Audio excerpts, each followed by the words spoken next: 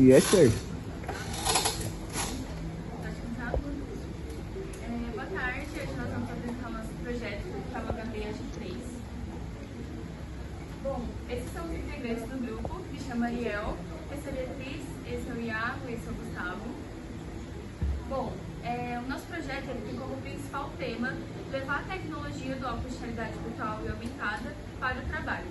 E a sua finalidade é ensinar os trabalhadores a como manusear algum tipo de equipamento sem a ajuda de um profissional do lado, então é algo mais autônomo mesmo. E os tópicos que nós vamos abordar nesse trabalho desde o porquê escolhemos esse projeto até a conclusão final dele. Bom, escolhemos esse projeto com o intuito de achar uma nova tecnologia que facilitaria os funcionários de uma empresa e que poderia futuramente ser colocada em mais ambientes.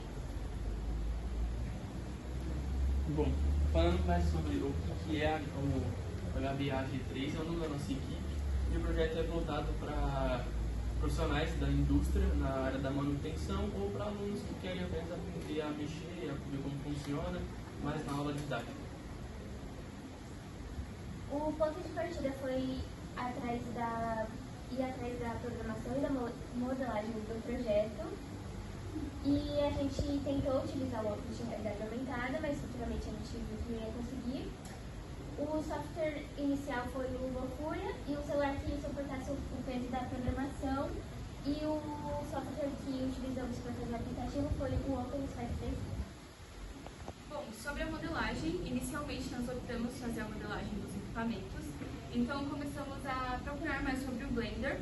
Isso aqui é só um exemplo do que a gente fez para conhecer mais sobre o software, foi uma rosquinha mesmo. E só que depois disso, demorou muito para fazer a rosquinha, porque a gente não tinha o conhecimento necessário, então a gente acabou descartando a ideia do Blender e procuramos outros tipos de softwares e aplicativos que cumprissem a ideia da modelagem. E um deles foi o Polycam. Só que no final a gente não gostou do jeito que ficou a modelagem, então descartamos a ideia da modelagem para o projeto. E a partir disso encontramos problemas e dificuldades. O primeiro é exportar no nosso aplicativo em diferentes modos, então ele não é compatível ao iOS, por exemplo. O preço dos aplicativos, então muitos deles são bem caros por causa do pacote, ou enfim, direitos autorais. A falta de licença dos aplicativos e a parcial mudança do projeto com a falta de prazo que tínhamos. Então, no meio do caminho do nosso projeto, perdemos a licença de um dos softwares que utilizávamos.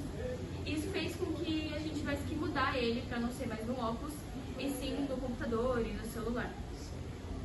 Falando um pouco mais da programação, a gente começou utilizando a Unity, um aplicativo de desenvolvimento de jogos, e lá a gente usava programação C# ou C++. E essa daqui estava sendo a programação do nosso projeto até o momento. E aqui constitui apenas em você usar a câmera do seu celular ou a do óculos, e quando você se aproximava do equipamento, que a gente queria fazer da planta inteira, a gente usou só um painelzinho de exemplo. Quando você se aproximava, ele reconhecia o painel, apareciam umas tags explicando o que é, o nome, o que funciona cada botão, tudo que você precisava saber para você conseguir manusear o equipamento. E quando você se afastava, essas informações sumiam e a tela ficava limpa. Mas aí, como a gente acabou perdendo essa parte do projeto, tendo que iniciar de novo, só que com outro software, e do zero, e um dos problemas foram esses, porque a gente não sabia nada sobre a nova plataforma, a gente teve que descobrir como programar, como mexer, o que serve cada coisa, então a gente foi desvendando o funcionamento do OpenSpace 3D. E aqui alguns recursos que a gente teve foi esse canal no YouTube, de um profissional do Senai, que o nosso professor indicou, e lá ele falava um pouco mais sobre o OpenSpace 3D, mas seja difícil de achar conteúdo sobre. Ele fez alguns vídeos sobre a plataforma, aí com isso a gente conseguiu entender mais ou menos como funcionava e daí a gente partiu para a nossa programação. E aqui ficou a tela da nossa programação, ficou desse jeito, com blocos e conexões. Olhando assim parece estar um pouco confuso, mas até que está organizado. Porém, como tem bastante funcionalidades, bastante conexões, acaba ficando esse monte de linha. Mas os blocos são botões, aqui são vídeos e imagens, e as linhas são as ações. Se você clica aqui, aparece um vídeo, uma imagem e assim por diante. Aqui a tela do aplicativo, ela ficou bem simples, porque a gente não teve tanto tempo para poder customizá-la, mas ficou bem fácil de interpretar e mexer nela. E a tela 2 que é bem parecido, só vai mudar algumas informações aqui. Vou falar um pouco das vantagens.